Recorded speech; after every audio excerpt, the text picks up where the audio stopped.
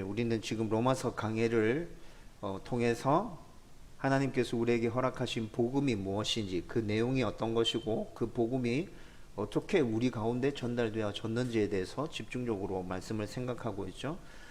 여러분, 오늘 나눌 말씀은 1장부터 8장까지 복음에 대해서 지금 굉장히 바울이 자세하게 설명해 줬거든요. 그 설명에 대한 최종 결론부라고 말씀드릴 수 있습니다. 그래서 앞에 살펴봤던 로마서 1장부터 8장까지 말씀을 다시 간단하게 정리해 볼 필요가 있을 것 같아요. 1장부터 3장까지 말씀은 이 세상에 살아가는 모든 사람이 죄인임에 대해서 말씀해 주었습니다. 이방인들은 당연하고 유대인들은 스스로 율법을 받았고 할례를 받았기 때문에 자기는 택함 받은 하나님의 백성이고 죄인이 아니라고 생각하고 있었죠. 그런데 로마서 1장에서 3장까지 쭉 바울이 설명한 건 뭐라 얘기합니까? 이방인들은 말할 것도 없고 율법을 받았고 할례를 받은 유대인조차도 하나님 앞에서 죄인이다. 왜 죄인이라고 얘기하고 있죠?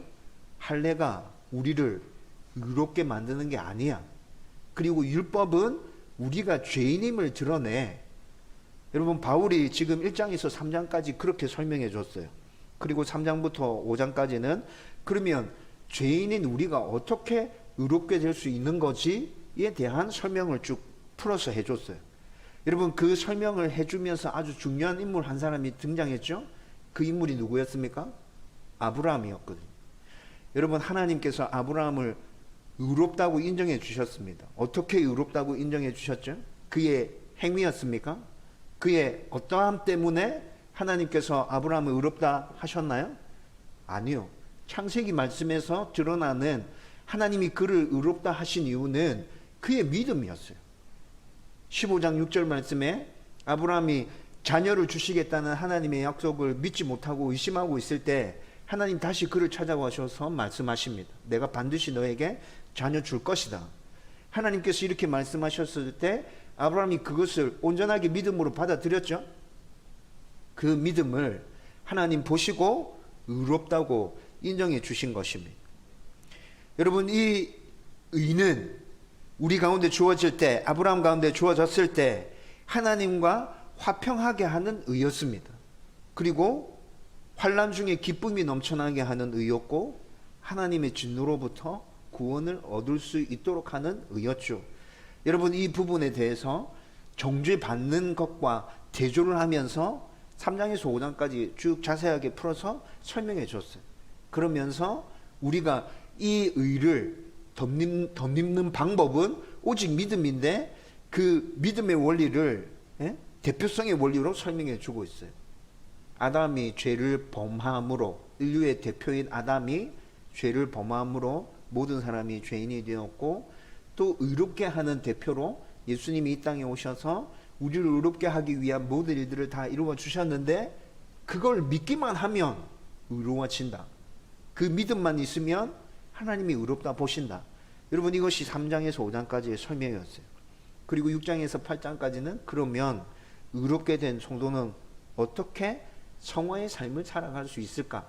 예수님 닮아가는 삶을 어떻게 살아갈 수 있지에 대한 설명을 쭉 해줬죠.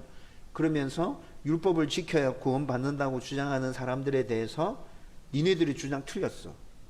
또 율법주의론자뿐만이 아니라 율법 폐기론을 주장하는 사람들에 대해서도 니네들의 주장도 틀렸어. 그거 아니야. 영적인 연합을 통해서 우리는 삼위 하나님과 온전히 하나 되었고, 그리고 예수님이 십자가에 죽으실 때 우리도 죽은 것이고, 예수님이 부활하실 때 우리도 죄의 문제와 연결된 모든 것들을 깨끗하게 해결하고 다시 하나님의 자녀로 살아난 것이야. 그렇게 우리는 하나님께 속한 자이기 때문에 성령의 인도함을 받아야 되고, 성령의 인도함을 받을 때 우리 가운데 하나님께서 이런 은혜와 이런 복을 주실 거야 라는 것에 대해서 지금까지 쭉 말씀을 나누어 왔다고. 여러분, 머릿속에 로마서 1장부터 8장까지 말씀을 나누어 온 이런 것들이 잘 정리되어 있습니까? 잘 정리되어져 있었으면 좋겠어요. 그리고 그 말씀이 온전하게 정리되어져 있는 상황 가운데서 여러분들의 구원의 확신이 흔들리지 않았으면 좋겠다고. 여러분, 오늘 말씀은 제가 좀 전에 설명드렸던 것처럼 1장에서 8장까지 설명한 것의 최종 결론부입니다. 또 특별히 6장에서 8장까지 성화의 삶을 어떻게 살아갈 것인가에 대해서 우리 함께 계속 말씀을 나누었죠. 그 성화의 삶과 관련된 결론부이기도 합니다. 여러분, 이 말씀을 오늘 나누면서 여러분들 안에 있는 그 구원의 확신이 더 굳건하게 세워지기를 주님의 이름으로 축원드립니다. 여러분, 본문에서 바울은 복음에 대한 설명을 정리하면서 아무도 우리가 받은 구원에 대해서 이의를 제기할 수 없다, 여러분 이렇게 선포하고 있어요. 이의를 제기할 수 없을 뿐만이 아니라 성도를 대적할 수 있는 사람 아무도 없고, 고발할 수 있는 사람도 없고, 정죄할 수 있는 존재도 없다. 여러분, 지금 오늘 우리가 읽었던 말씀의 핵심이 이것이거든요. 여러분, 지금까지 바울은 복음을 굉장히 자세하게 설명해 줬죠. 좀 전에 제가 요약해 드린 것만 잘 붙들어 봐도 바울이 진짜 상세하게 복음을 설명해 줬구나라는 걸 알 수 있죠. 그런데 이렇게 복음을 자세하게 설명해 줬는데 이걸 받아들이지 않는 사람들이 계속 생겨났거든요. 계속 생겨나서 바울이 수사학적인 기법까지 동원해서 질문의 형식이었죠. 질문의 형식들을 던지고 스스로 답하고 이렇게 하면서 저 사람들이 이렇게 반론을 제기할 것 같아 라는 생각이 들은 그 질문을 미리 선제적으로 던지면서까지 복음을 굉장히 자세하게 설명해 줬어요.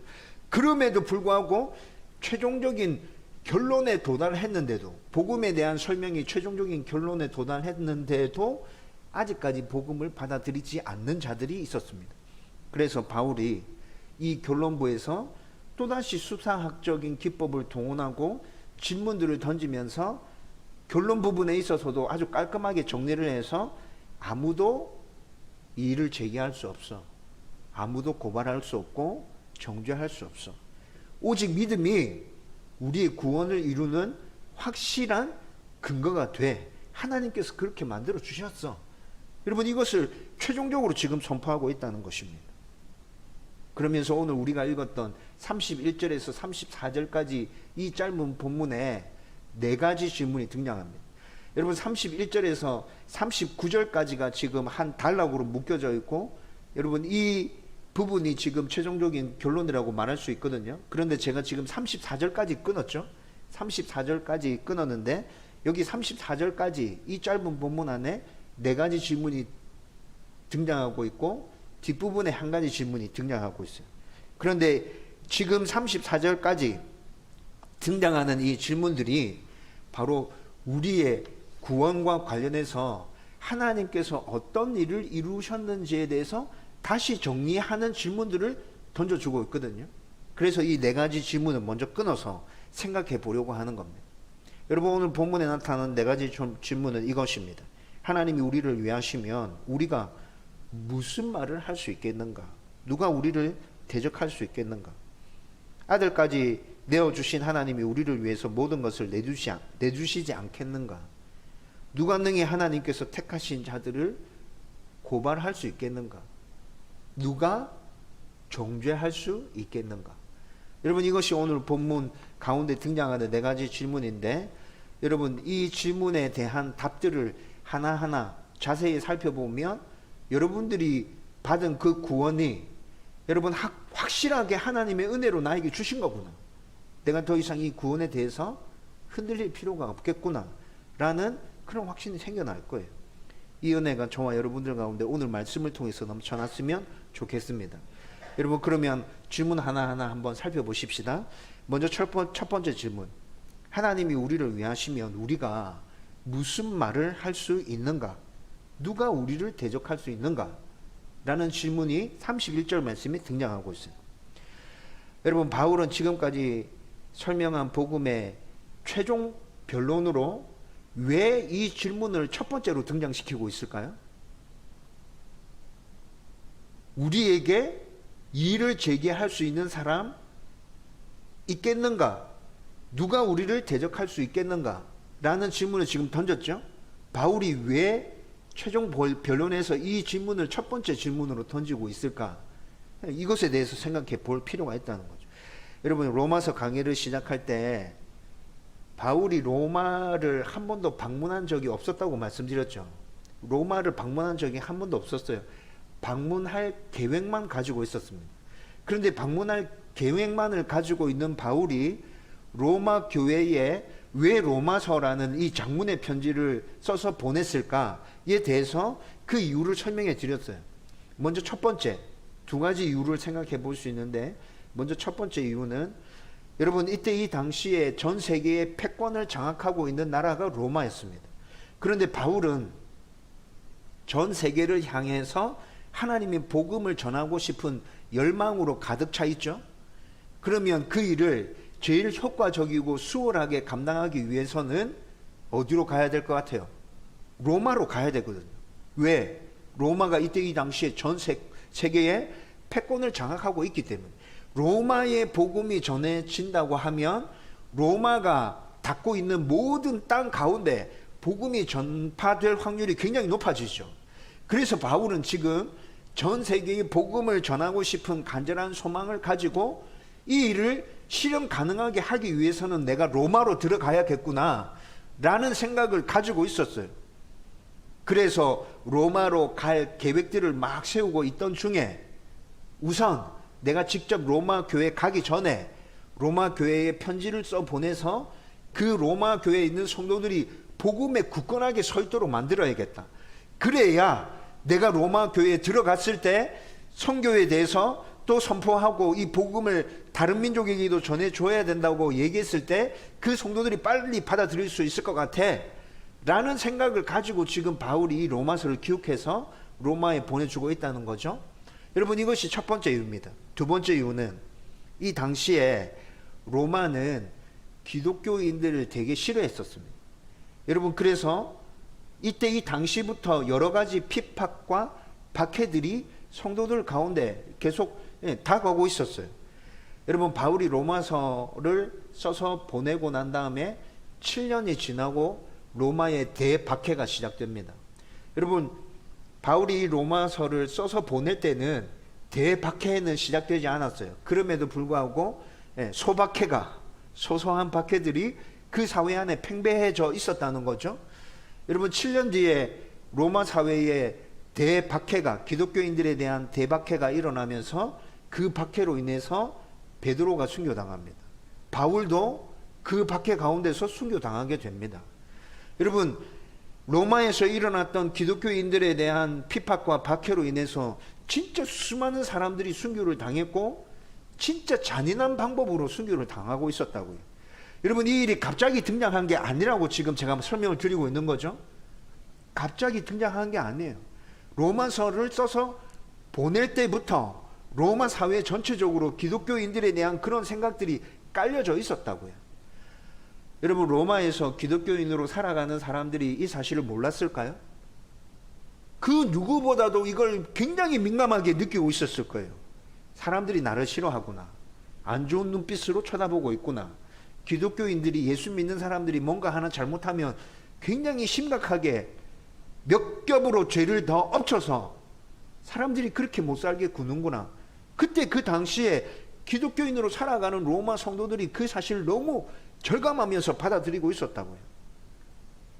여러분 이런 이유로 인해서 로마에서 성도로 살아가는 사람들 중에 다시 개종해서 유대교로 돌아가는 사람들, 그리고 로마에서 섬기는 이방신들에게로 종교를 완전히 개종해서 돌아가는 사람들이 계속 생겨나고 있었어요.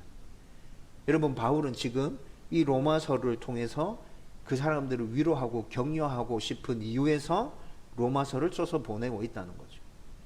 여러분 제가 말씀드린 이 두 가지 이유가 로마서를 써서 보내는 이유에 다 포함되어져 있습니다. 그런데 제가 생각할 때는 오늘 본문에 나타나는 질문을 곰곰이 살펴보면 두 번째 그 이유가 오늘 질문에서는 더 부각돼서 나타나는 것 같습니다. 여러분 오늘 첫 번째 질문이 어떤 겁니까? 하나님이 우리를 위하시면 우리가 무슨 말을 할 수 있겠는가? 누가 우리를 대적할 수 있겠는가? 여러분 핍박을 받고 있고 박해를 받고 있는 로마 성도들이 바울이 써 보낸 복음에 대한 설명을 자세히 읽고 최종적인 변론에서 이 질문을 맞닥뜨렸을 때 그 사람들의 그 마음 안에서 솟아나는 그 감정들이 어떤 것이었을까요? 여러분 상상이 되십니까? 복음을 쭉 풀어서 자세하게 설명해 주고 난 다음에 니네들을 대적할 사람이 누가 있겠나 생각해봐. 다른 사람들이 우리가 받은 구원에 대해서 무슨 이의를 제기할 수 있겠는가 스스로 생각해봐. 여러분 로마 성도들이 바울의 이 질문을 맞닥뜨렸을 때 제 느낌으로는 숨이 턱 막혔을 것 같아요. 한순간에 임하는 그 하나님의 평안, 하나님의 평안이 그들을 감싸면서 숨이 턱. 그렇지, 하나님이 우리를 위하시는데 다른 사람들이 우리에게 무슨 이야기를 할 수 있어?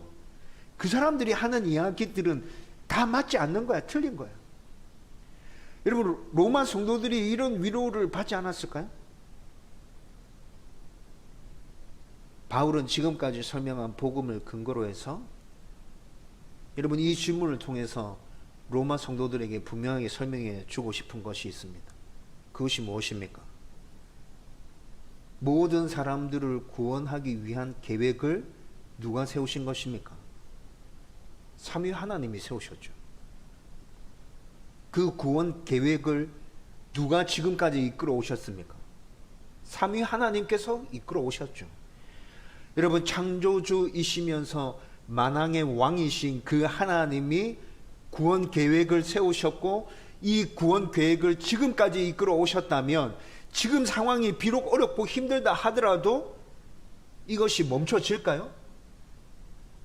그래서 바울이 질문하고 있는 거예요. 누가 이에 대해서 이의를 제기할 수 있노? 대적할 수 있는 사람 도대체 누구? 하나님이 일을 하신다는데 감히 누가 이 일에 대해서 이의를 제기할 수 있냐는 말. 여러분 바울이 지금 이것을 설명해 주고 있죠. 그리고 바울이 바로 이어서 두 번째 질문을 던집니다. 자기 아들을 아끼지 않고 우리에게 내어주신 분이 다른 모든 것도 내어주시지 않겠는가?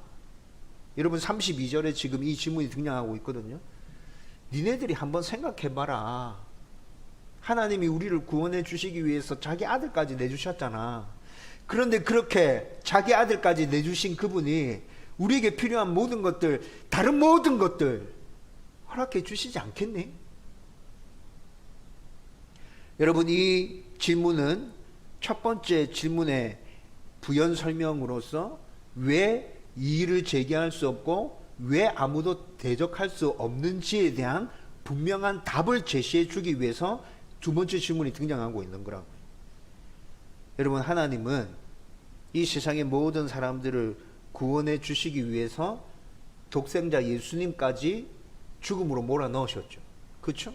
죽게 하셨단 말이에요. 여러분 하나님이 독생자 예수까지 죽게 하셨다면 하나님 못하실 일이 뭐가 있습니까? 우리를 구원해 주기 위해서 하나님이 못하실 일이 뭐가 있죠? 여러분 지금 바울이 이걸 얘기하고 있는 거예요. 여러분 그런데 이 두 번째 질문은 창세기 22장에서 아브라함이 이삭을 바쳤던 그 장면을 머릿속에 떠오르게 만듭니다. 여러분 창세기 15장 6절 말씀에서 오늘 서론을 시작하면서도 말씀드렸죠. 아브라함이 하나님께서 자기에게 자식을 주시겠다는 말씀을 도무지 못 믿겠는 거예요. 세월이 흘러가는데 자식이 태어날 기미조차 보이지 않아. 그래서 하나님께 묻죠. 하나님 정말 자식 주실 것입니까? 그때 하나님께서 다시 아브라함에게 찾아와서 말씀하시죠. 반드시 줄 거다. 네 몸에서 네 씨로 나는 사라와 너 사이에서 너 씨로 나는 그가 내가 너에게 주겠다 약속한 너의 후손이다. 하나님께서 분명히 말씀해 주셨어요. 그런데 이 말씀을 다 듣고 난 다음에 의심이 생겨서 하나님께 질문했는데 이 설명을 듣고 난 아브라함이 하나님 알겠습니다. 믿겠습니다. 라고 반응했어요. 그래서 그 반응을 보고 하나님께서 15장 6절에 아브라함을 의롭다고 인정해 주시죠. 여러분 믿음을 보시고 의롭다고 인정해 주셨어요. 그런데 믿음을 보시고 의롭다고 인정해 주신 이 모습이 최종적으로 행동으로 드러나는데 그 행동의 절정이 어디서 드러나는 거라고요? 창세기 22장에서 아브라함이 자기 아들 이삭을 제물로 바치는 그 장면에서 아브라함의 믿음이 의롭다고 인정받은 그 모습이 절정으로 드러나게 되는 거예요. 여러분, 왜 이 모습이 믿음이 의라고 인정받는 것에 있어서 절정인 것이죠? 하나님이 도대체 뭘 보신 거예요? 하나님 도대체 뭘 보신 거죠? 아브라함에게 이삭은 어떤 존재입니까? 자기 생명과도 맞바꿀 수 있는 단 하나밖에 없는 아들이죠. 여러분, 진짜 아브라함 입장에서는 이삭을 살리기 위해서는 자기 목숨 10개, 100개, 1000개도 기꺼이 내놓을 수 있는 그런 마음이 아브라함 안에 넘쳐나고 있었을 거예요. 근데 하나님께서 그 이삭을 제물로 바치라 합니다. 아브라함이 이 명령에 대해서 이의를 제기합니까? 아니요. 어떻게 이삭을 바치기 위해서 행동하죠? 즉시 순종함으로 다음날 아침에 일찍 일어나서 채비를 꾸리고 하나님께서 말씀하신 장소로 갑니다. 여러분, 하나님께서 뭘 보신 것입니까? 네 하나밖에 없는 독생자를 믿음으로 반응해서 이렇게 즉각적인 순종으로 나에게 바칠 수 있다면 다른 거 다 안 봐도 돼. 다른 거 다 안 봐도 돼. 내가 너에게 뭐든지 말하기만 하면 너는 그 말을 온전하게 받아들이고 순종할 수 있는 믿음이 너의 가운데 넘쳐나고 있구나. 내가 너의 이 믿음을 의로 본다. 의롭다고 인정해 준다. 너는 이제 끝났어. 여러분, 하나님께서 아브라함의 그 모습을 보셨다는 거죠. 15장 6절에서부터 하나님은 아브라함의 그 모습을 보셨어요. 22장에 이삭을 바치는 그 모습 가운데서 하나님은 확정하셨어요. 얘는 절대 흔들리지 않겠구나. 여러분, 그런데 오늘 두 번째 질문이, 여러분, 이 모습과 똑같은 모습이잖아요.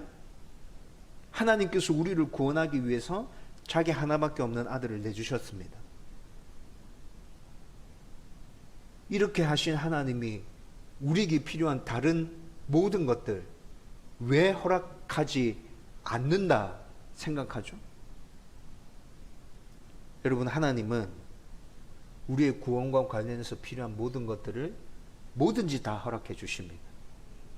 하나님께서 그렇게 하시는 것 막을 수 있는 존재 아무도 없습니다. 그것에 대해서 이의를 제기할 수 있는 존재 아무도 없습니다. 하나님이 하시는 그 일에 대해서 대적할 수 있는 사람 아무도 없습니다. 여러분, 하나님께서 이렇게 하시는데, 이렇게 하시는 하나님의 일에 대적자로 나서는 사람은 어떻게 되는 거예요? 멸망으로 달려가고 있는 거지. 자기가 하는 짓이 무엇인지도 모르고 겁없이 이렇게 나대다가 결국에 멸망으로 달려가게 되는 것이죠. 여러분, 지금 바울은 성도들에게 이걸 얘기해 주고 싶은 거예요. 복음에 대한 설명을 다 해놓고 이의를 제기할 수 있는 존재 아무도 없어. 대적할 수 있는 존재 아무도 없어. 하나님께서 독생자까지 내주시면서 이렇게 우리의 구원을 이루어 주셨는데 이것과 관련해서 누가 무슨 말을 할 수 있냐고 굳건하게 그 믿음을 가져. 여러분, 바울이 지금 이 이야기를 성도들한테 해주고 싶은 거죠. 세 번째 질문 살펴보십시다. 누가 하나님이 택하신 자들을 고발하리요? 33절에 이 질문이 나타나죠. 여러분, 로마서 3장 23절에 뭐라 얘기합니까? 모든 사람은 죄를 범하였고 하나님의 영광에 이르지 못한다. 로마서 3장 23절에는 그렇게 얘기합니다. 로마서 6장 23절에 가보면 죄의 싹은 사망이라고 또한 얘기해 주고 있습니다. 여러분, 그런데 삼위 하나님께서 인간의 죄의 문제와 관련한 모든 것들을 다 해결해 주시고 사람들을 구원해 주셨죠. 우리를 구원해 주셨죠.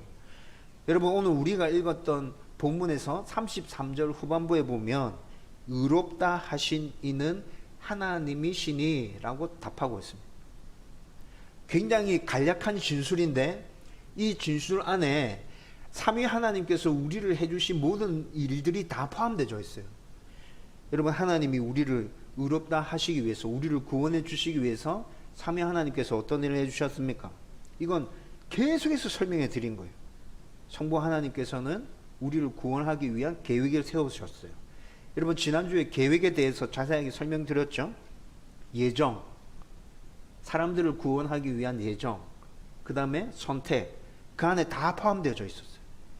하나님이 세우신 이 계획에 따라서 이 세상 만물을 창조하시고 이 세상 만물을 하나님의 섭리 가운데서 이끌어 가시면서 우리의 구원을 이루었고 또 지금도 여전히 이루어가고 계신다는 것입니다.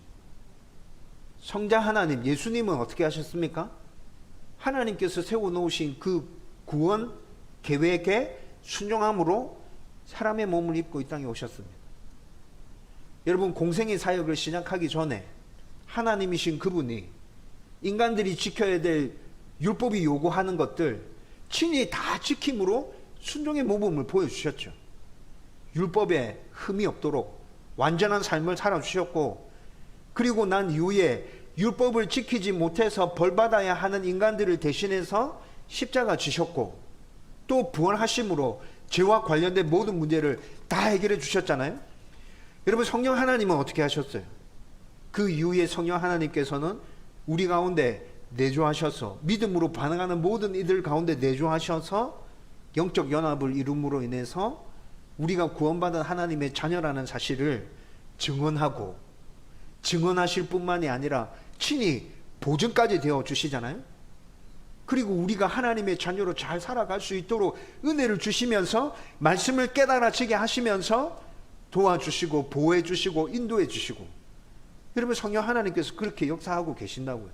이 삼위 하나님의 역사가, 일하심이 하나로 온전하게 합쳐져서 우리는 구원받았고, 지금도 우리의 구원이 온전하게 이루어지기 위해서 삼위 하나님은 계속 일하고 계신다고요.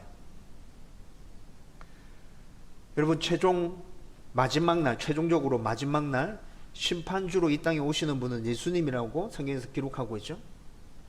여러분, 예수님께서 이 모든 일들이 완벽하게 다 이루어지셨다는 걸 너무 잘 알고 있죠. 그래서 최종적인 마지막 날 심판주로 오실 그 예수님도 우리의 죄에 대해서 문제 삼지 않습니다. 예수님이 고발하지 않으신다고요. 여러분, 예수님께서 고발하지 않는데, 마지막 심판주로 이 땅에 오실 예수님께서 고발하지 않는데 누가 우리를 고발할 수 있다는 거죠? 우리의 죄와 관련된 모든 문제가 지금 설명해 드렸듯이 삼위 하나님께서 완벽하게 다 해결해 주셨잖아요. 그런데 도대체 무슨 근거를 가지고 우리를 고발할 수 있다는 것입니까? 여러분, 지금 바울이 33절에서 던지고 있는 이 세 번째 질문은 특별히 예수 그리스도께서 우리를 위해서 이루신 그 구속사역에 중점을 두고 던진 질문입니다. 예수님께서 너희들의 죄와 관련해서 다 짊어지고 죽으시고 죄의 결과까지 해결하기 위해서 온전하게 부활하셨는데, 그래서 죄의 문제가 다 해결되어 졌는데 도대체 무슨 근거를 가지고 니네들을 고발한다는 거지? 고발할 수 있는 사람이 있을 것 같아? 얘기해봐. 바울이 지금 이 질문을 성도들에게 던지고 있다는 거죠. 여러분, 이 세상에서 성도로 살아가는 사람들, 고발할 수 있는 영적인 법칙을 가지고 우리를 영원한 죽음으로 몰아넣기 위해서 고발할 수 있는 근거는 존재하지 않습니다. 이미 다 해결되어졌습니다. 그 문제는 끝난 문제라고요. 이제 마지막으로 바울이 네 번째 질문을 던지고 있습니다. 누가 정죄하리요? 34절 말씀에 이 질문이 나타나죠. 여러분, 정죄라는 말은 무슨 말이죠? 너 죄 있어. 너 죄 있으니까 벌 받아야 돼. 이게 정죄예요. 여러분, 그런데 정죄 받기 위해서는 몇 가지 절차를 밟아야 되거든요. 여러분, 세상법에서도 사람들을 무조건 정죄하지 않습니다. 정죄 받으려고 하면, 정죄 되려고 하면 어떤 절차를 거쳐가야 됩니까? 처음에 고발이 이루어져야 돼요. 세상법을 생각해 보세요. 이 사람이 이런 죄가 있는 것 같아요. 조사해 주세요. 이게 고발이죠. 고발이 접수되고, 고발이 접수되면 경찰들이 뭐 합니까? 조사하죠. 조사합니다. 진짜 이 사람에게 이런 죄가 있는지 조사합니다. 조사해서 그 죄가 있는 것이 사실로 드러났습니다. 드러나면 그 다음에 뭐를 거치죠? 재판을 거칩니다. 재판을 거치고 난 다음에 충분히 변론할 수 있는 기회도 주고, 또 검사 측에서 이 사람의 죄를 주장하고 확실하다고 인정할 수 있는 그런 모든 절차를 다 재판을 거쳐서 다 행하고 난 다음에 최종적으로 진짜 죄가 있구나 선고되어지면 그때 정죄받게 되는 거죠. 그렇죠? 여러분 세상적인 법 절차도 이렇게 갈 수 있어요. 그런데 고발이 성립되지 않으면 정죄하는 건 말이 됩니까? 안 됩니까? 고발이 성립되지 않으면 정죄하는 건 말이 안 되는 일이라고요. 세상의 법에서도 그렇죠? 여러분 영적인 법에서도 똑같아요. 고발조차 접수되지 않는데 도대체 누가 우리를 정죄할 수 있단 말이냐? 사단이 끊임없이 정죄하죠. 그런데 그 사단의 정죄는 뭐입니까? 거짓말이죠. 그래서 성경에서 사단은 거짓의 아비라고 얘기하고 있는 것 아니에요? 여러분 그 거짓말에 속지 마십시오. 여러분들 정죄할 수 있는 존재는 아무도 없습니다. 사단이 끊임없이 여러분들을 찾아와서 넌 안 돼. 넌 죄인이야. 하나님이 어떻게 너 같은 걸 구원해 주실 수 있어? 라고 우리를 정죄하며 흔들어 놓는다 하더라도 그것에 귀 기울이지 말고 하나님을 바라보고 있으면 우리는 하나님의 자녀로 이 세상 가운데서 충분히 살아갈 수 있다는 것입니다. 여러분 우리를 정죄할 수 있는 모든 그 근거들은 앞에서 설명해 드렸잖아요. 삼위 하나님께서 이미 다 해결하셨습니다. 최종적으로 성령 하나님께서는 지금 우리 가운데서 뭐 하고 계신다고 말씀드렸죠? 우리 안에 내주하셔서 사단이 거짓으로 그렇게 정죄할 때 증언해 주시고 보증해 주십니다. 흔들리지 않도록 우리를 굳게 붙들어 주십니다. 이것뿐만이 아니라 오늘 본문 말씀에서는 34절 말씀 보면 누가 정죄하리요? 죽으실 뿐 아니라 다시 살아나신 이는 그리스도 예수시니 그는 하나님 우편에 계신 자요 우리를 위하여 간구하시는 자신이라. 예수님이 지금 뭐하고 있다고 말씀하고 계세요? 하늘 보좌 우편에 앉으셔서 하나님 우편에 앉으셔서 우리를 위해서 끊임없이 간구하고 계십니다. 우리가 구원받은 우리의 죄의 문제가 완벽하게 해결된 하나님의 자녀임을 예수님도 지금 하늘 보좌 우편에서 끊임없이 하나님께 얘기해 주고 계신데요. 성령님은 우리 안에 내주하셔서 사단의 거짓에 대해서 증언해 주고 계시고 예수님은 하늘 보좌 우편에서 하나님께 그 사실을 구해주고 있고 여러분 이런 상황이 펼쳐지고 있는데 도대체 누가 우리를 정죄할 수 있다는 것입니까? 여러분 네 번째 이 질문은 성령의 증언과 보증 하늘 보좌 우편에 앉으신 예수님의 간구 여러분 이런 것들을 중점으로 해서 지금 네 번째 질문을 던지고 있는 거예요. 성령님이 이렇게 하고 있고 예수님이 이렇게 하고 있는데 도대체 누가 우리를 정죄할 수 있단 말이냐? 정죄할 수 있는 사람 아무도 없어. 확신을 가지고 살아. 이렇게 삼위 하나님이 성도의 구원과 관련해서 모든 일들을 완벽하게 다 이루어 주셨죠. 따라서 아무도 고발하거나 정죄하거나 이의를 제기하거나 대적할 수 없습니다. 그래서 로마서 8장 이 중요한 말씀이 시작될 때 1절과 2절 말씀이 어떻게 시작했는지 여러분 기억나십니까? 로마서 8장 전체가 이 사실을 굉장히 자세하게 설명해 주면서 지금 결론부로 치달아 가는데 이 설명이 시작될 때 이미 로마서 8장은 이에 대해서 분명한 선포로 시작하고 있었어요. 여러분 로마서 8장 1절과 2절 말씀 같이 한 목소리로 읽읍시다. 다 같이 읽겠습니다. 시작. 그러므로 이제 그리스도 예수 안에 있는 자에게는 결코 정죄함이 없나니 이는 그리스도 예수 안에 있는 생명의 성령의 법이 죄와 사망의 법에서 너를 해방하였음이라. 아멘. 저와 여러분들은 이 말씀을 붙들고 살아가면 됩니다. 나는 구원받은 하나님의 자녀이다. 그 어떤 존재도 나를 흔들 수 없다. 이 세상에 살면서 비록 내가 잘못 살 수 있지만 다시 죄를 지을 수 있지만 그렇더라도 하나님의 은혜를 구하며 하나님께 나아갈 때 하나님 나를 다시 받아주신다. 온전하게 해주실 것이다. 여러분, 저와 여러분들은 이 믿음 가지고 살아가면 된다고요. 어떤 상황을 처하든지 간에 이 믿음이 있는 성도라면 하나님의 자녀로 살아가는 그 삶들을 절대로 포기하지 않을 것입니다. 하나님께 영광을 올려드리고 하나님 나라를 세우는 그 일을 위해서 끝까지 몸부림치며 나아갈 수 있게 될 것입니다. 저와 여러분들 가운데 그 은혜가 넘쳐나기를 주님의 이름으로 축원드립니다. 이제 말씀을 정리하려고 합니다. 여러분, 다시 말씀드립니다. 다시 분명하게 말씀드립니다. 우리의 구원은 삼위 하나님께서 계획하셨고 진행하셨고, 그리고 지금 우리의 증인이 되어주시고 우리의 구원을 친히 보존까지 해주시면서 아무도 이를 제기할 수 없도록 삼위 하나님께서 지금도 그렇게 역사하고 계십니다. 여러분들의 모습을 잘 살펴보십시오. 연약한 부분이 여전히 보일 것입니다. 지난 한 주간도 여러분들이 이 세상을 살아가면서 하나님의 말씀에 온전하게 순종하지 못했던 부분들 생각나는 거 있을 겁니다. 내가 죄인이구나 라는 생각이 여러분들의 머릿속에서 떠나지 않는 일들이 생길 수 있습니다. 그렇지만 우리를 고발할 수 있는 존재 없습니다. 정죄할 수 있는 존재도 없습니다.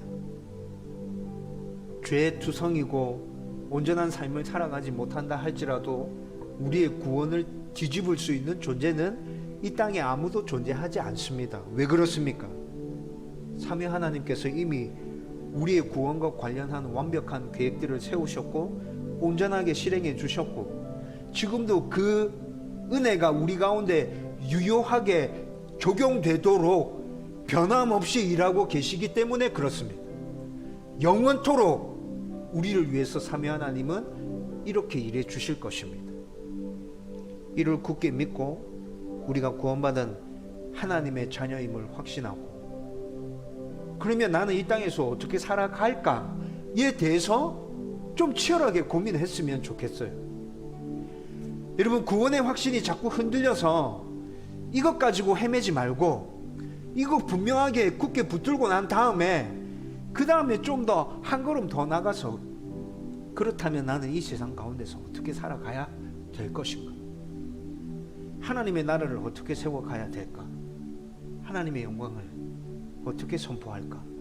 이에 대해서 고민하면서 몸부림치면서 살아갈 수 있기를 주님의 이름으로 축원드립니다.